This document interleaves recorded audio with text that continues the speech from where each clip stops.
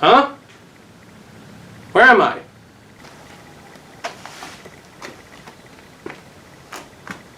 Oh, hey, Gazpacho, how you doing? Shut up, DPX. We have discussed your punishment for pretending to own the rarest games, and we've decided what you're gonna do. We? Oh yeah, Jake is here too. What, Jake? Who's Jake?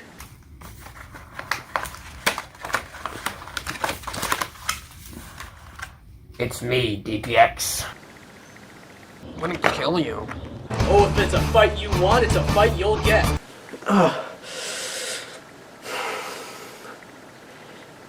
Yeah, I got shot in the head. What of it? Oh, Jake. Fuck you. DPX, what came first? The muffin or the man? Huh? Hey, shut it! Alright, bro, what you got for me? Didn't I just tell you to shut it? What do you want? You're gonna play 3 games. 3 rated M games. Whoa, an M rating? Pfft, how spooky, am I right? And they're all made by Nintendo. Nintendo, without question my favorite video game company, but there seems to be a common misconception with Nintendo, specifically that they only make family-friendly games, and I don't blame you for thinking that. Mario, Zelda, Smash, Pokemon, Kirby, Metroid, Animal Crossing, so on and so forth, most of these games average out to an E or an E10+, some of them may be getting a T, but never an M. However, contrary to popular belief, Nintendo does in fact have some rated M games. Some games they simply just published. However, while games like Bayonetta might be published by Nintendo, it's not owned by them, and that goes for some others as well. But what about a rated M game that's just straight up a Nintendo game? Well, I bring you over to 3 games that I like to call the Rated M Nintendo Trilogy. And what of it? Dude, you wanted me to play them, right? Yeah. Alright, well, first off, I need to be in my room. And second off, I don't even know what game to start with.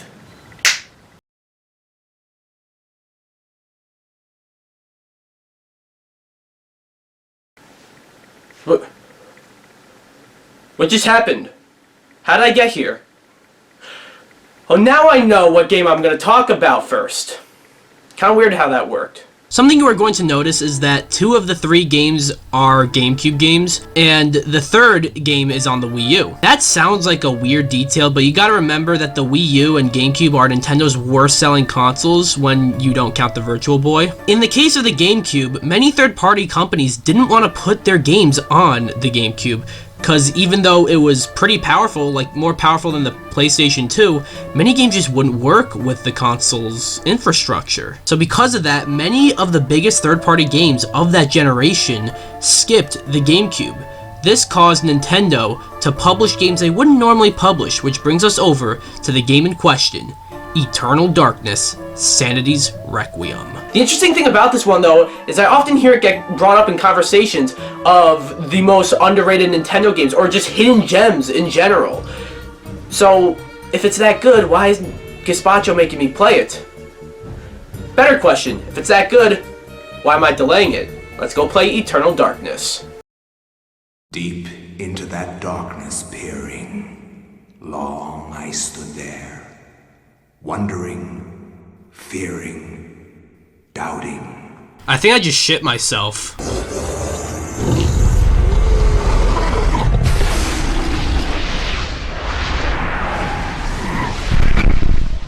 Nintendo. Wow, how many times can you say Nintendo has shown their logo like that?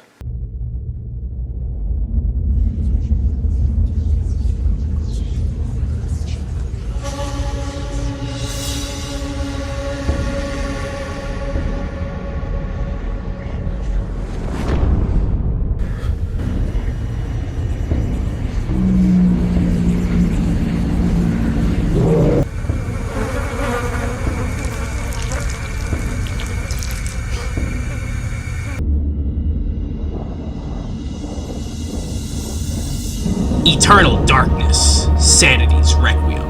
I can't wait to play! So the game starts with a scientist named Edward Roivas, doing some narration and exposition. I am Dr. Edward Roivas. Hi, Dr. Edward Roivas. I am a clinical psychologist. Alright, pretty cool, pretty cool, pretty cool.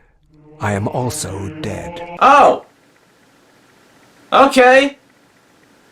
Sorry to hear that. Okay, so we start off as Edward Roivas' granddaughter, who is said to be... The last hope for humanity. Damn. Talk about putting pressure on someone. So we are fighting these skeleton zombie meat guys, but there's too many! Oh, that was supposed to happen? So as it turns out, all this was a dream, where the granddaughter, whose name is Alex, gets a call from the Rhode Island police that her grandfather was involved in a, quote, horrible accident. In other words, he's fucking dead. But I must warn you, it's not a pleasant sight. I'm afraid there's not much to see.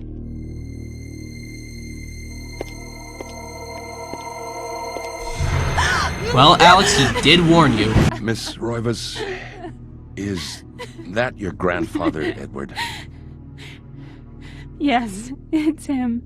Oh, thank God. Because if it wasn't, I don't know why you're here! So basically the plot of this game is Alex trying to uncover this mystery and finding out who killed her grandfather. I want answers. But I want them more! Shocked by her grandfather's mysterious death and frustrated at the incompetence of the local police, Alex vows to uncover the truth. Can we just appreciate for a second that the game straight up admits that the Rhode Island police fucking sucks ass? I don't know if that's like a popular thing to say, but like, the game says that. So I'm controlling the game and I'm gonna be honest, it feels nice. Like, honestly, Eternal Darkness controls as good as people think the original Resident Evil controls. I personally feel tank controls haven't necessarily aged the best, so this game's controls haven't aged all that well, but it's aged better than most survival horror games like this from the time. Pretty much, the game kind of just drops you right in. Sure, I know I'm supposed to be uncovering a murder mystery, but the game doesn't really tell you where to go or what exactly to do, which could be annoying, but honestly adds some dread to the game, as you're kind of just winging it. Like, what's this room? What's this door? What are these voices? How about here? What's this piano? I mean, it is a piano. What's this picture? Apparently it's an ancestor. Cool. Okay, I found a key. Maybe I can use it to unlock one of the doors in the main room. Huh! Alright, so the key broke. Oh, now you're just rubbing it in. How about here, where you have to turn the hands to 333? Okay, I turned the hands to 333, and... Oh shit, a clock! Okay, let's do this.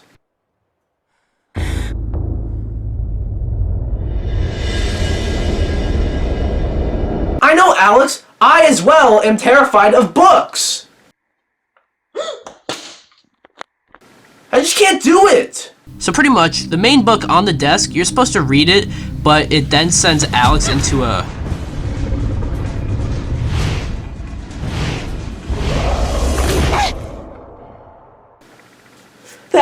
So now we go back to ancient Persia times.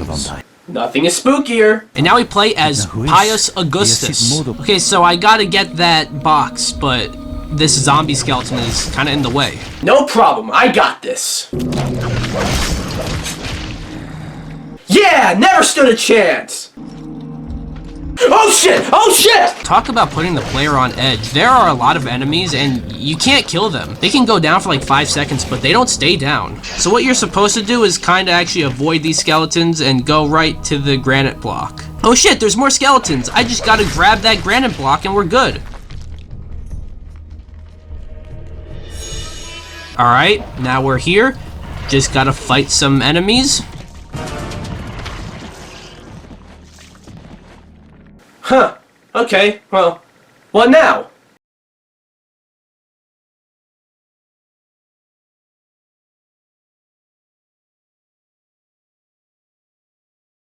No fucking way.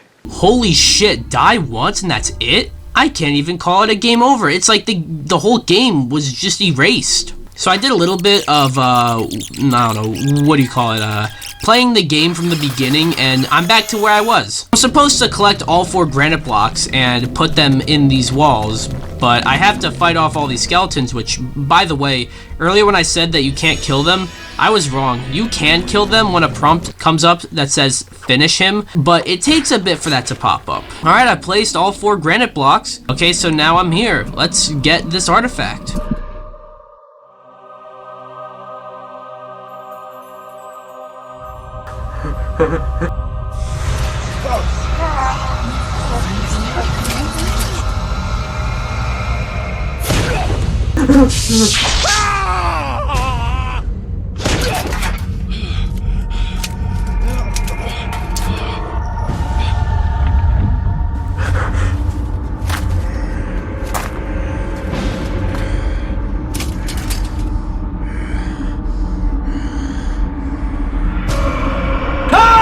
Okay, so I beat the chapter, and now I'm on to the next chapter where I play as Elia. There has to be something to do around here. Elia, I hate to bring it to you, but you're in like the fucking 2nd century, so I'm not sure if you got much to do. So we go around this temple and we run into this guy who introduces the sanity meter, which if the sanity meter goes down, apparently the character starts to hallucinate.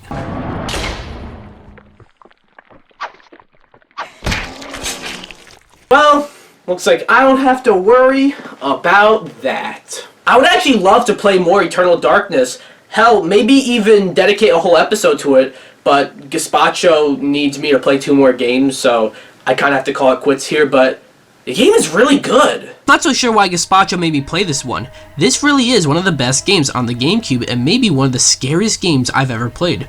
Just how cryptic the game is, the atmosphere, and the threat of the sanity effects, it's certainly a great game and proves that a Nintendo game can take on a completely different meaning. But I still do want to know what the fuck a sanity effect is, so I don't know, maybe I should just continue playing and see right now.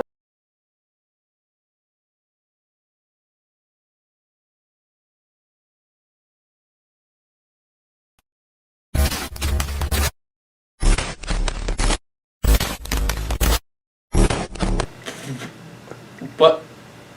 It just happened. Oh, you're back, DPX. Me? Well, DPX, that was Eternal Darkness. And you just suffered a real-life sanity effect. Huh. So, DPX, how was Eternal Darkness? Pretty bad, right? Nah, it was actually really good. What? Yeah, take that. You gave me a good game. Jake, I thought we were giving it bad games. DPX, I mean, I know it's a good game, but I thought you would have been tortured by the sanity effects. Nah, I didn't get there yet. Gazpacho, I thought he would get to that. That's not my fault. You cannot blame this on me, Gazpacho. Oh, fuck you, Gazpacho. Oh shit. Can you not do that to me?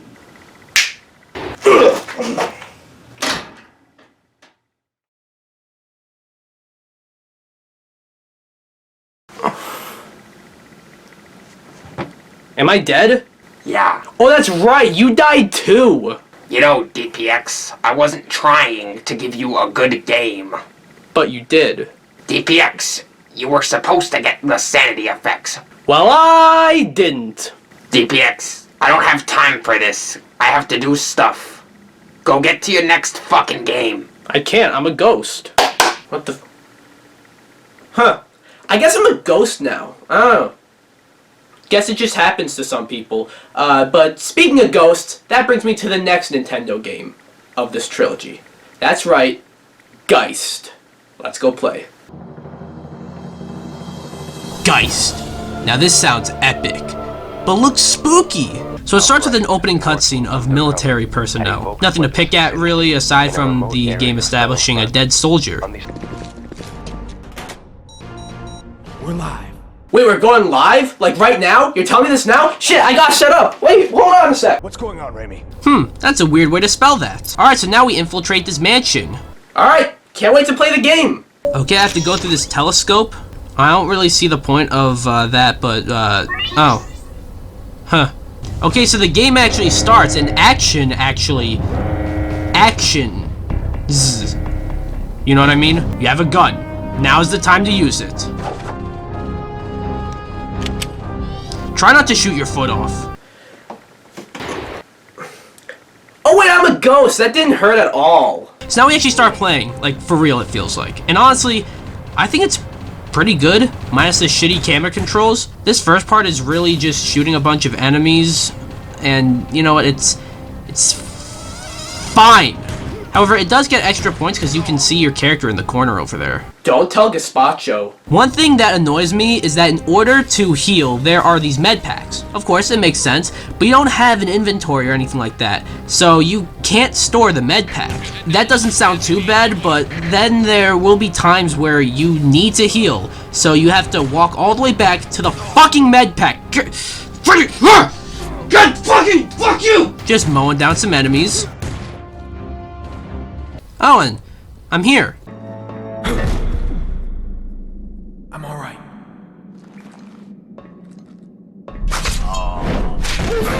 You know, you could have just not said anything, and maybe you would still be with us. Now I shoot this alternate universe version of Petey Piranha in the mouth. Oh, how could I be so rude? I meant to call it by its real name, Creature. I'm going with Petey Piranha.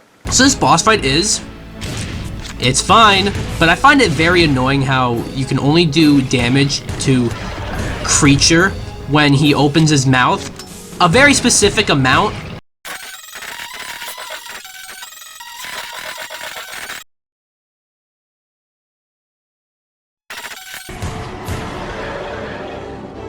Yay! I beat the boss! We'll talk about what the hell that thing was later. Aw, man, I want to know what the fuck that thing was! Damn it! Okay, so now we are here. I wonder what's gonna happen. God, what are you doing? Oh no! Not him! Okay, you're gonna need to take a few steps back and explain yourself. No? You're not gonna explain yourself?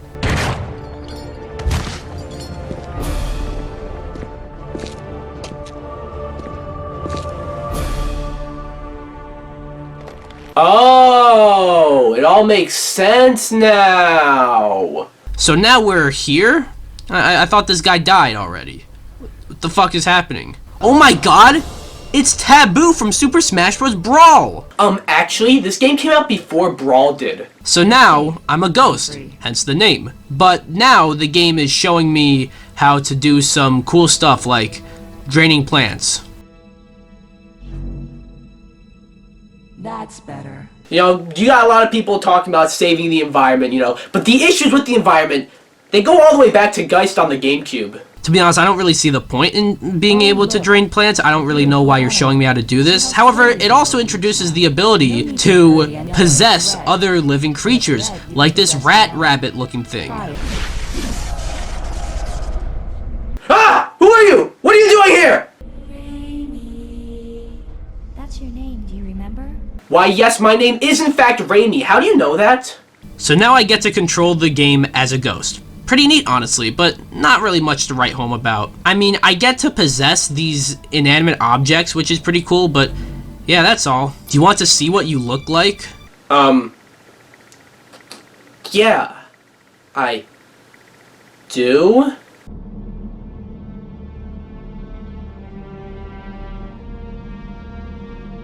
Ah! Alright, so I'm gonna call it quits on Geist. I think that scarred me for life.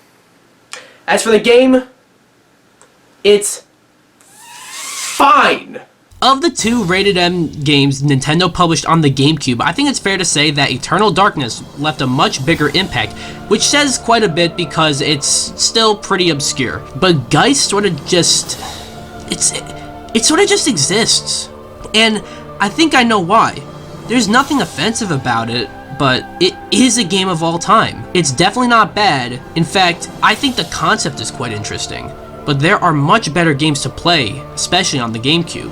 Although, strangely enough, while this might have been the end of the road for Geist, I think it's worth noting that it wasn't intended to be. Yeah, believe it or not, there was work on a game called Geist DS. It was either going to be a port of the GameCube game or a full-blown sequel, but it was canceled at the end of development, possibly because of the low sales and mixed reception of Geist. I just find it interesting that, like, of all of the Nintendo IPs that were on the GameCube and sort of just stopped there, or sort of just did the whole existing thing afterwards, didn't do much afterwards, Geist almost got a second chance. But hey, what are you going to do, slap yourself? Oh, wait a second. I felt that. Yeah, I feel that. But I'm supposed to be a ghost. I'm not supposed to feel that. Wait a second. I'm not a ghost in my reflection! And my foot... Oh shit, my foot is bleeding. Wait a minute. That's because I shot myself in the foot! I'm not a ghost! Wait, let me go find Gazpacho.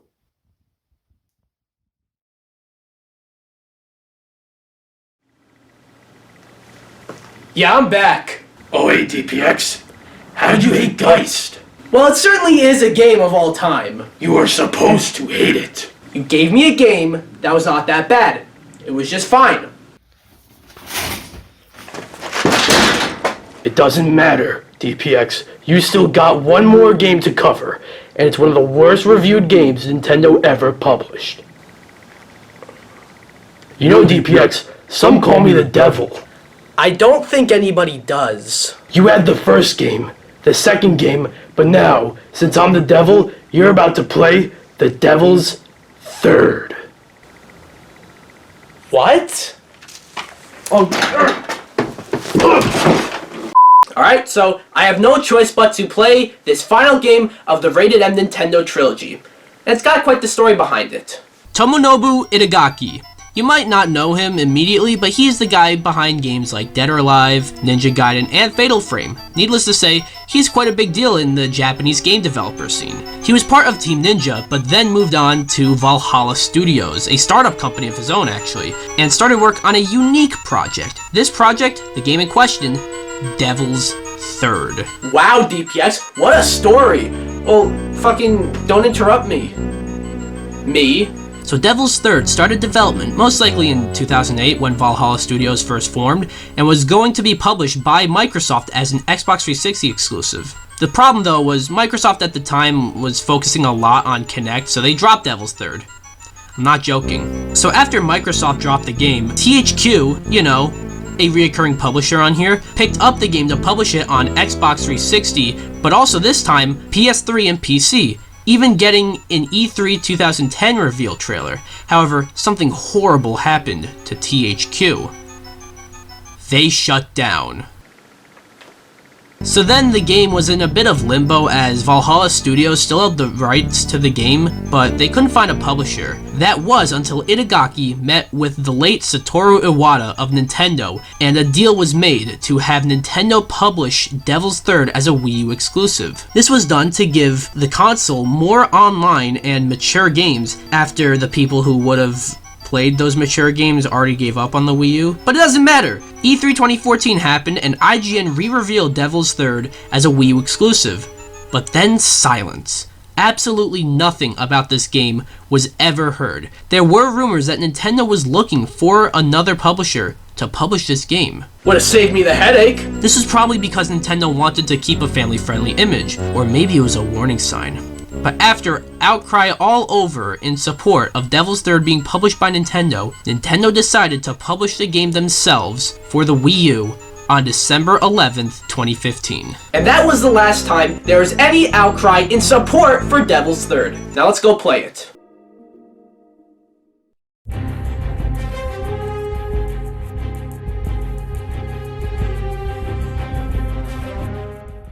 The Sound of the Apocalypse. Also, can I just mention that this loading screen goes on way too long? Okay, so we got the option between single player and multiplayer. We're gonna do single player, because I know that the servers for the multiplayer mode in Devil's Third are like really backed up right now. Everyone's playing that, so you know, I don't want to add to all that shit. We're just gonna play the single player mode. Las Vegas, Nevada, USA, October 31st?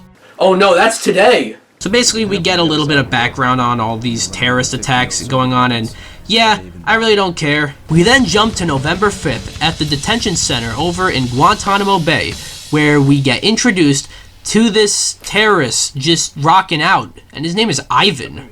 Cut my playing time straight to hell. Blame that on the trouble topside. That's what I need your help with. I don't do prison riots. He's so cool, I want him in Smash. So we start controlling Ivan, and to be honest, the game feels fine. I mean, I literally just started, but it doesn't feel awkward or anything like that. Those stories are bullshit, man. That dude don't look like bullshit to me. The fuck? I'm doing him myself. Take 2 steps back and realize what the fuck you just said! So pretty much immediately, the game starts off with combat. So far, it's literally just press this button to attack. Now press this button to do a big attack. But of course, the game just started, so obviously, it's gonna expand upon that. Right?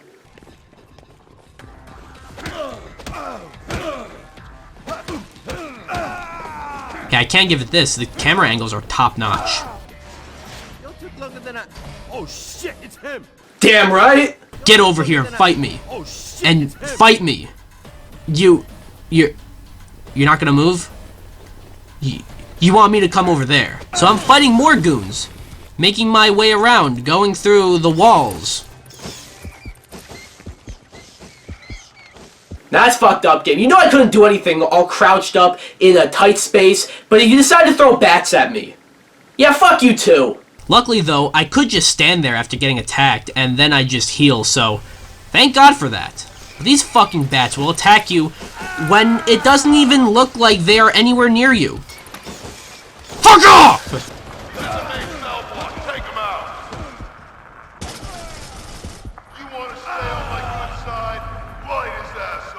What? You couldn't tell what was going on? What, are you fucking stupid? Also, I'd just like to mention that I was able to shoot someone, like, at their bulletproof vest, and it still killed them. So I'm fighting enemies. And fighting enemies. And fighting enemies. This is so fucking tedious, holy shit. Okay, finally, we get to this first boss of the game, or mini-boss, or whatever the fuck. And his name is Molotov. And I want you to take a wild guess. Go on, take a guess what I'm supposed to do when fighting Molotov. Go on, take a guess. That's right! Doing the exact same thing I already did! The thing is though, Molotov doesn't move. He'll shoot at you, but you can just dodge it. But since he doesn't move, even when you're being shot at, you can still shoot him, move out of the way, and automatically heal, then shoot him more until you eventually beat Molotov.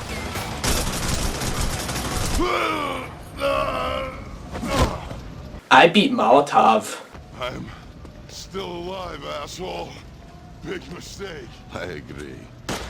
Man, Ivan is so cool. I want him in Nickelodeon All-Star Brawl. So fast forward a little bit, and now we are here, and guess what?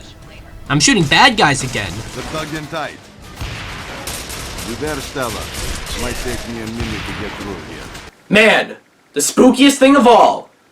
Frame rate dips. I got you now. Oh, that's an ally. Could've fooled me. Looks exactly like the enemies. Next up, shooting these tanks. Kinda actually cool, sort of, until you have to lock onto the targets. Fuck! Okay, so I blew up the tanks. Yay. I can't jump over this. Shit! Oh no, the frame rate dropped again. Oh no, then I wanna fall asleep.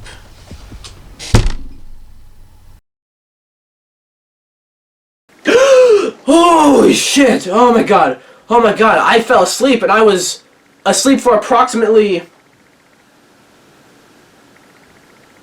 1 minute. I'm gonna call it quits on Devil's Third.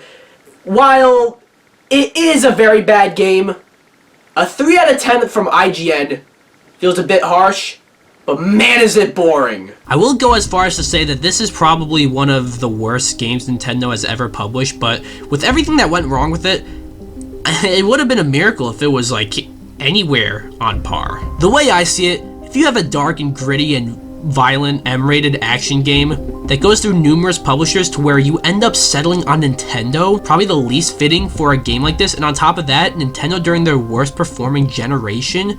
I mean, that is awfully specific, but that's not a good sign. As for Valhalla Studios, they went on to publish a couple more games, but then they eventually shut down in 2021, which is a common theme with all these developers that I didn't mention until now. But yeah, the developer of each game in the Rated M Nintendo trilogy eventually had to shut down. Holy shit. Wait, that's insane actually. All 3 games had their developers shut down. Silicon Knights, the developer of Eternal Darkness, while that game isn't what shut them down, they went on to develop a game called Too Human and released it in 2008. However, Epic Games then sued Silicon Knights due to the misuse of Epic's Unreal Engine 3. Epic ended up winning the court case, which caused Silicon Knights to file for bankruptcy and cancel all their upcoming games. While they stuck around long enough for them to release a new game in 2011, X-Men Destiny, it wasn't enough, and Silicon Knights closed up in 2014.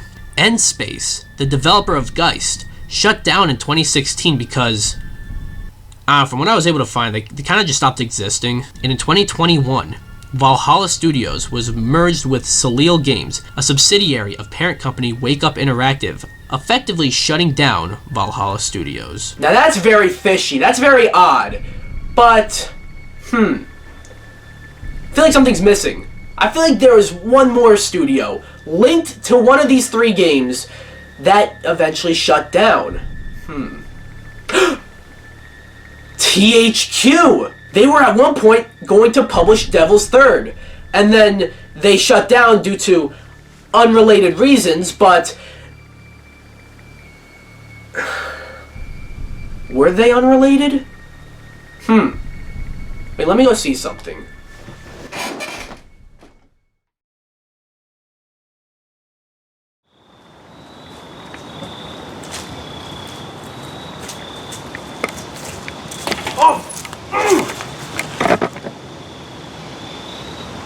Oh shit.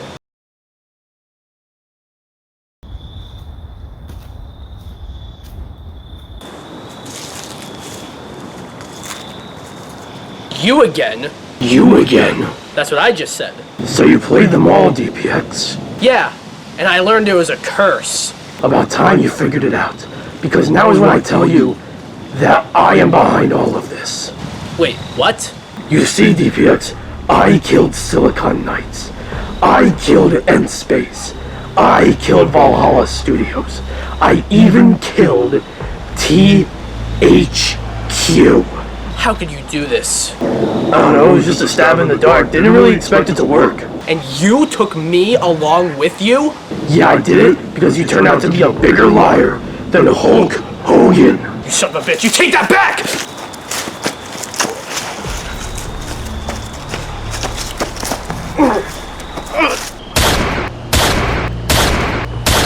What the fuck did you just do? I've unleashed the spirits of Silicon Knights, N-Space, I get it, DPX. You don't need to list them off to me. I understand.